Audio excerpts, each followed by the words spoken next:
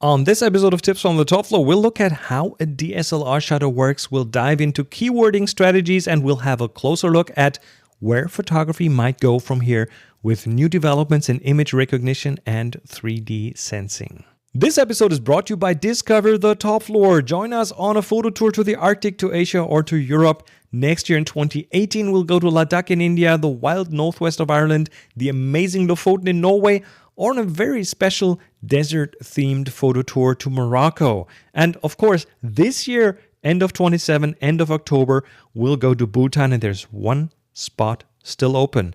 Find out more at discoverthetopfloor.com. This is Tips from the Top Floor, episode 785 for Thursday, August the 3rd, 2017. Tips from the top floor, tips from the top, alright, from the top floor. Hey, hello and welcome. This is Chris Marquardt. You're listening to Tips from the Top Floor, the longest running photography show on the planet. I am back. Yeah, I had to take a break. Lots of things going on. One of the things that didn't take that much time, but was a lot of fun, and I kind of needed it to keep my sanity, was the project with the DSLR shutter. So you might have followed this. You might have actually seen it on social media. A maker, a guy who does a lot of electronic stuff, and who's one of the participants on the workshop, the Klostergeister workshop, Jochen. He gave me a shutter from an SLR, which was augmented with an Arduino. I think I already mentioned that last week or 2 weeks ago. Did I? Well, if I did, apologies. And it's a really interesting principle how these shutters work. Now, before I go there, this came out of a 1-year-old project. That was a project that Monica and I started a year ago. Well, she bought an old lens, really old, 100-year-old lens, a barrel lens, and we needed to make sure this fits on a large format camera, 4x5. So I was having a lens board laser cut out of some plywood, and that worked really well. And I talked about this a year ago. And the problem was this is an old barrel lens. It's a really old lens. It has aperture blades, which, okay, it's not that old, but it has aperture blades. But it doesn't have a shutter. And in large format photography, the shutter is part of the lens. Most large format photographers, there are a few, but most of them don't have a shutter in the camera. The lens has to bring a shutter. Now that lens doesn't have a shutter. And when that lens was originally built, that wouldn't really be a problem because of the film material that was available back then, which was at very low ISO speeds. We're talking, I don't know, ISO 3, 5 maybe, if at all. If you're lucky, ISO 10, but probably not. So you'd have shutter speeds so long that you could have a lid on the front of the lens and just take that lid off, wait for a couple of seconds, put it back on, no problem whatsoever. Now, with today's films, black and white, Tri-X, Kodak Tri-X film, ISO 320, that is, quite a bit more sensitive to light. So you will need a shutter. Something that can go 100th of a second, 50th of a second, 25th of a second.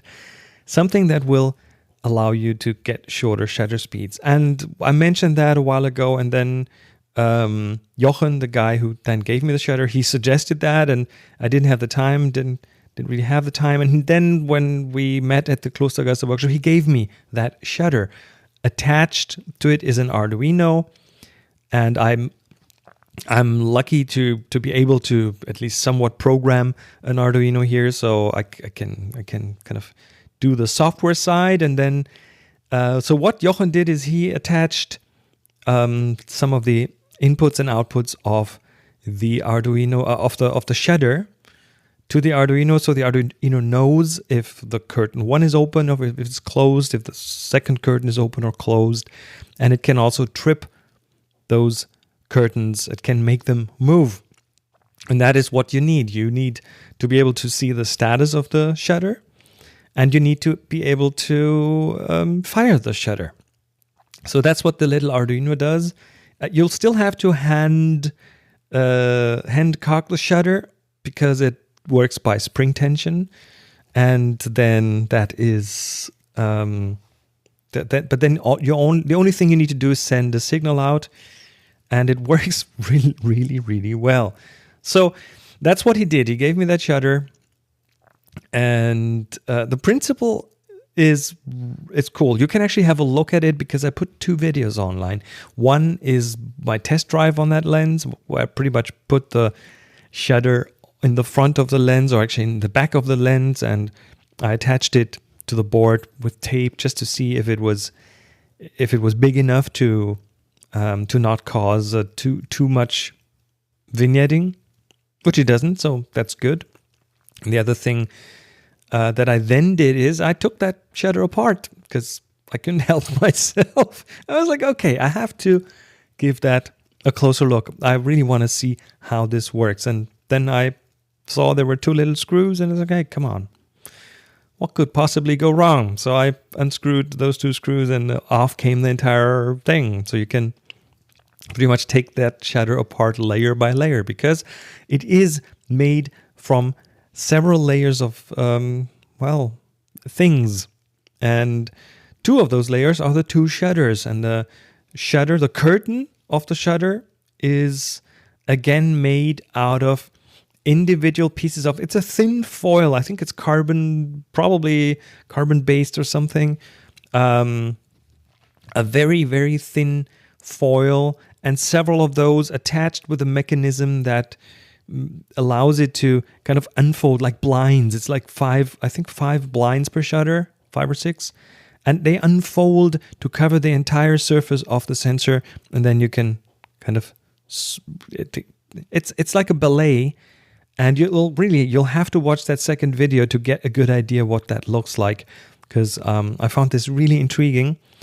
And then they are held against spring tension with electromagnets. So this is what the Arduino does.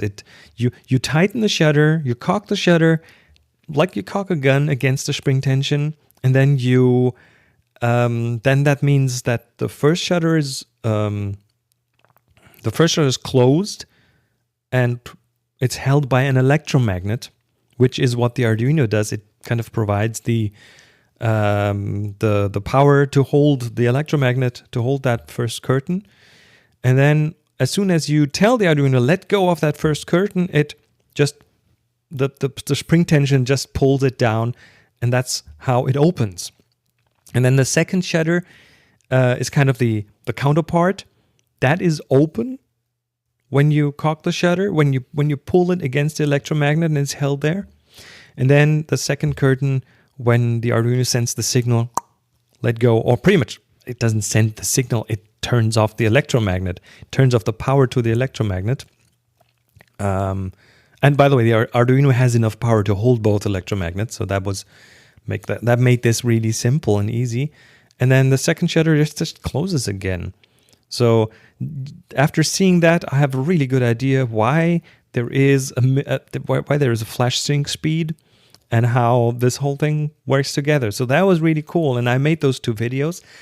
The first one where I test drove that shutter just to see how it would work.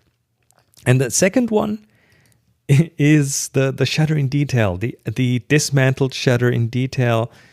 And I put both of those online, and that second one that got some attention all of a sudden, which was amazing. Because I didn't advertise it at all. I put it online, I think on Facebook and on Twitter, and it was on my YouTube channel. And then that's it. Didn't advertise it any further. But then it was picked up by a blog somewhere, and then it was picked up by Petapixel, which is one of the bigger photography blogs, and then it was picked up by DP Review, and then it was picked up by F-Stoppers. Like all the big photo blogs pretty much looked at the shutter and found it interesting enough to put it on the blogs. And now this little video, I think it's 1.5 minutes, a really short video.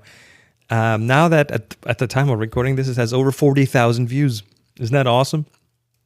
So, you know why it's awesome? Because I love that people are curious, and curious people watch that. I think curiosity is one of the most important traits that we have. Without curiosity, we wouldn't be where we are. We wouldn't have the technology that we have. So stay curious.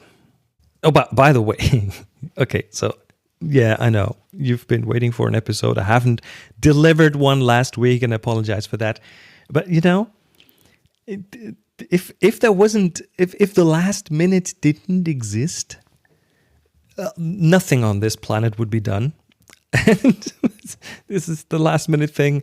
I had to put in a lot of work into the finishing the manuscript that I'm working on for the next book, and it's done now. It's out of the door. It's in review at the publisher, so I have a bit more time on my hands. Let's keep our fingers crossed that they will like it, because if that's the case, it will soon go into print here in Germany. And if that's done, then it'll probably be translated to English, like the Film Photography Handbook. And that would be awesome. So let's keep our fingers crossed that is now hopefully in the final stages of the decision, and then hopefully soon out in print. Hi Chris, Scott Warner here from Queensland, Australia. I'm a long time listener of your podcast, but only just gotten around to having a look at your 1 hour 1000 pics resource, which is fantastic, and I'm looking forward to incorporating it into my workflow. I had a question for you though about specific keywords that you might apply to just a few images within a particular shoot. In my case in particular, I'm thinking about when I do wildlife photos, and I want to record a specific keyword about the species and about the behaviour or what's in that picture. It might be flying or nesting or feeding. And just wondering where you would incorporate that into the workflow. So I normally would put general keywords that apply to the whole set when I import, but then I'm wondering at which stage you reckon would be the best time to put it in. Any advice on that would be greatly appreciated. Thanks. Thank you, Scott. Keywording is a very individual thing.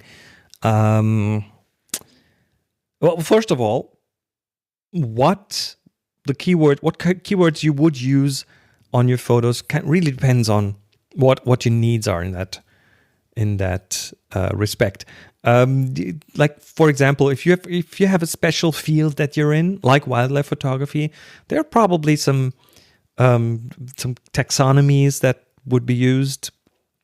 A taxonomy is a way to sort things, so it's a scheme of sorting things, and that is really different depending on what you need, and everybody's needs.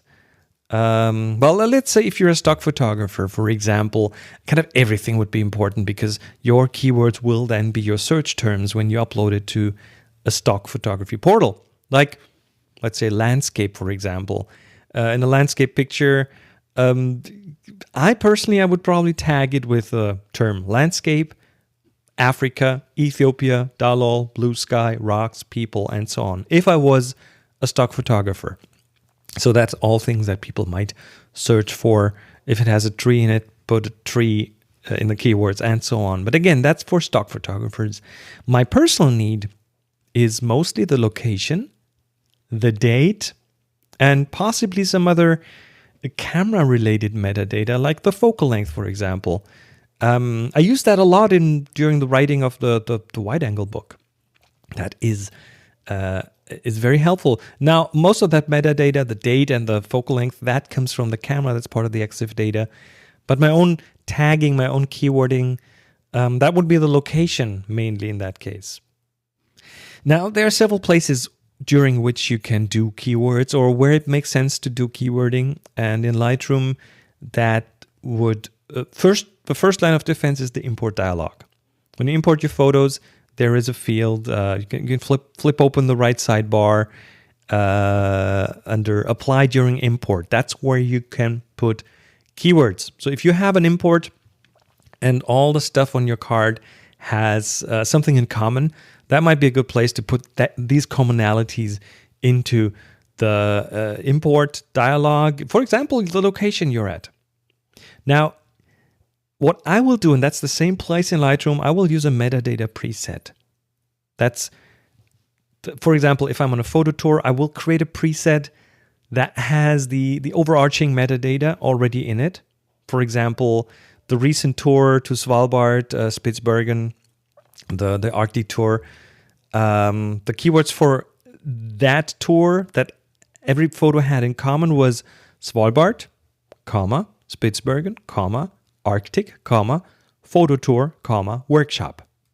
And that preset also includes other metadata like my address and copyright information and so on. And that is what I put into that preset, and that would then be applied to every photo I imported. And I work with a preset like this if it's not a one-off. It's like if I'm somewhere for 2 weeks and I will import with those same keywords over and over again, then I put them in a preset. And then during the import, I would add metadata that was pertinent to the specific import. Like, I don't know, if we were outside shooting photos of a polar bear, I would put polar bear in there. Or when we were in Longyearbyen, which is one of the main settlements on Svalbard, then I would put that in the keywords. Or Norderlicht that's what's the name of our ship. And that's per import. But that would be then added on top of the preset. But of course, adding import-specific keywords only makes sense if you import frequently. Like on that ship, we always had an hour of downtime here and there. So I imported, 2 to 3 times per day. So that made sense to have import-specific keywords. Now, if you import everything from like several days in a row, and import this in one go, like 1,000, 2,000 pictures, or if you want to refine your selection, then you can do that either by selecting a subset of your photos in the library after import and typing the keywords in the right-hand sidebar, or, and that's what I'd like to use, is the spray can tool, which this is one of the most undervalued tools in Lightroom. You'll find this in the toolbar below your photos in the library. If you don't see that at the bottom of the library, hit the T key. That's how you hide and unhide the toolbar.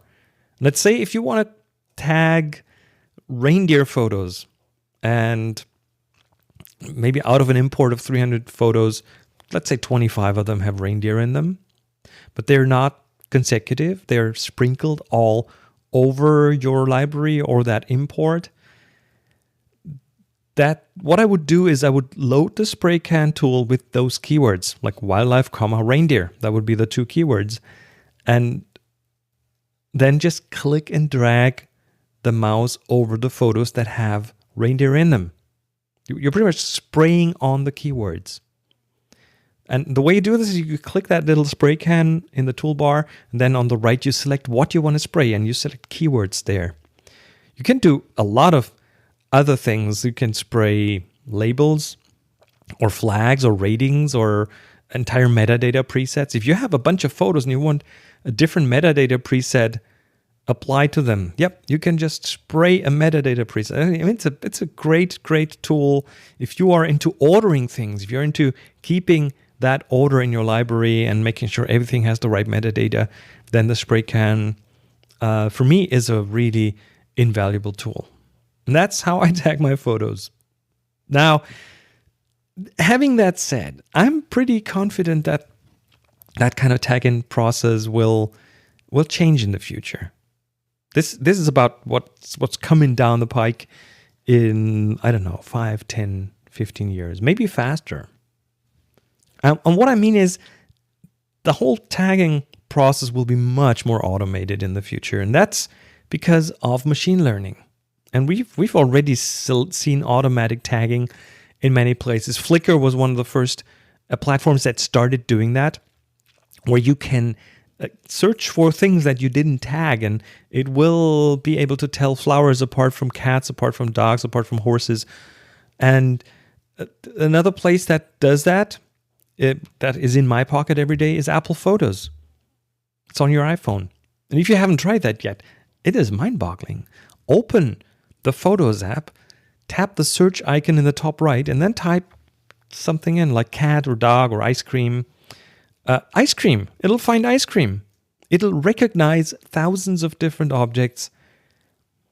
And that is from two-dimensional photos. And it tagged even some of my videos. So it's looking at the stuff and it's applying a neural network that was trained somewhere at Apple. And others do that as well now. So content recognition is and there will be more of that, much, much more, because the next iPhone kind of will depend on knowing what's in front of it. It will have 3D sensing built in. Now, if you have a three-dimensional sense of the world around you, that will so dramatically improve the recognition accuracy. You will be surprised for sure. And of course, as long as you take that photo with the iPhone, that will be in your iPhone library, in your Apple Photos, blah, whatever it's called, library. And that's kind of mind-blowing. And now there's a problem, of course.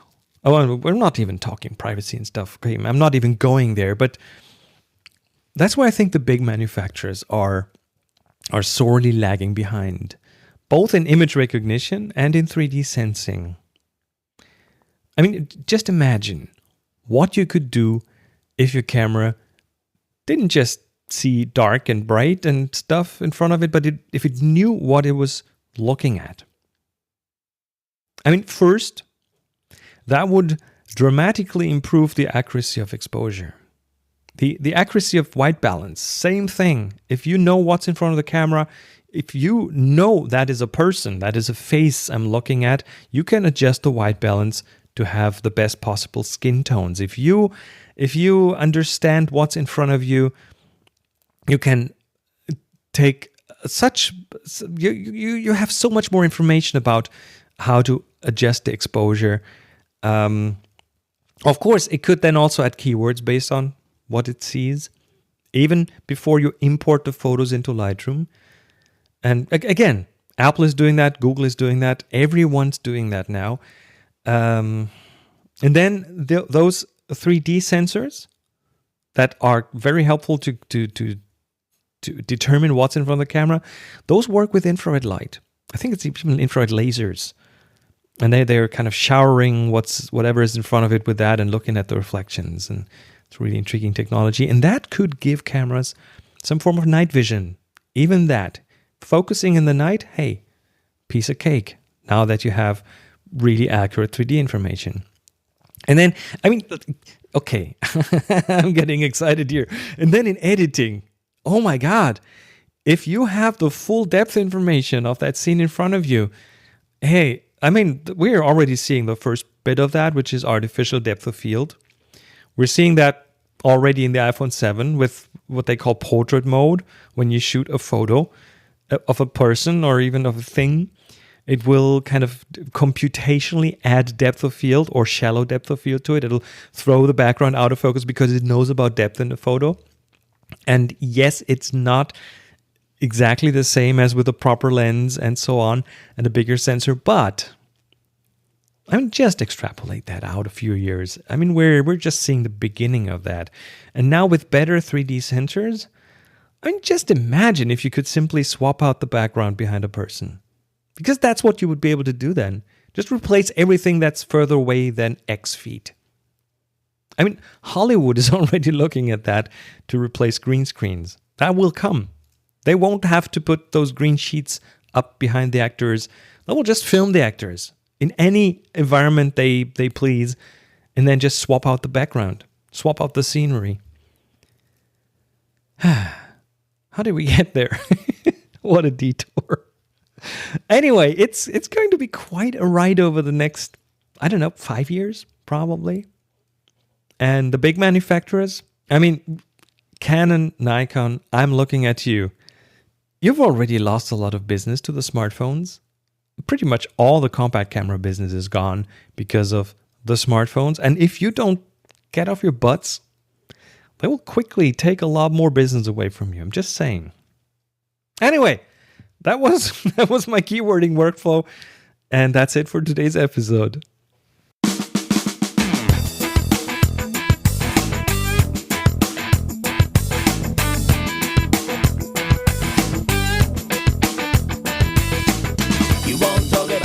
And that was it for this episode. Thanks again, Scott, for the keywording question. If you want to send in your question, record it on the voice memo app of your choice and send it to voice@tfttf.com. That's voice@tfttf.com. And if you include your address, I will still send out a Tips from the Top Floor sticker to you. And thanks again to all the amazing Patreon supporters. Your volunteer support starts at $1 per episode, and you will get early access to the episodes while helping keep the lights on here on the Top Floor. Find out more at tfttf.com/Patreon. Thank you.